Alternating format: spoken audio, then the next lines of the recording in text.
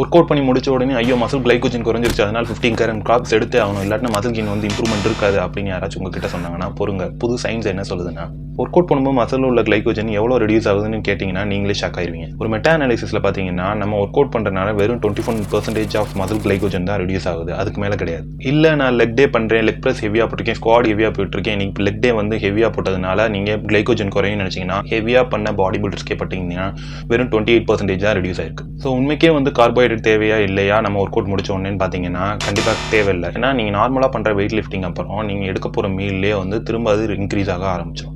ஒருவேளை football R martial arts அந்த மாதிரி endurance type of workout பண்ணுறாங்கன்னா அவங்களுக்கு கார்பு தேவைப்படலாம். நீங்கள் நார்மலாக வெயிட் லிஃப்டிங் தான் பண்ண போகிறீங்கன்னா அதுக்காக கார்பு தேவைப்படுதுன்னா அது வெறும் மித்து தான். ஒரு 15 ஸ்டடீஸில் பார்த்தீங்கன்னா லாங் டேர்ம் ஸ்ட்ரென்த் கெயினுக்கு டெய்லி கார்போஹைட்ரேட்னால எந்த வித்தியாசமே இல்லை. அது நீங்கள் லோ கார்பு இருந்தீங்கனாலும் சரி, கேட்டோ இருந்தீங்கனாலும் சரி, எந்த விதத்துலையும் உங்கள் ஒர்க் அவுட் பெர்ஃபார்மன்ஸ் பாதிக்க போகிறது கிடையாது. ஒரே ஒரு எக்ஸெப்ஷன் மட்டும் இருக்குது. அதாவது பார்த்தீங்கன்னா ஒரே மசிலுக்கு 10 செட்ஸ் வந்து நீங்கள் பண்ணீங்கன்னா அதில் வந்து கிளைகோஜன் லெவல் வந்து டைப் 2 மசிலில் வந்து குறையிறதா வந்து ரிசர்ச் சொல்லுது.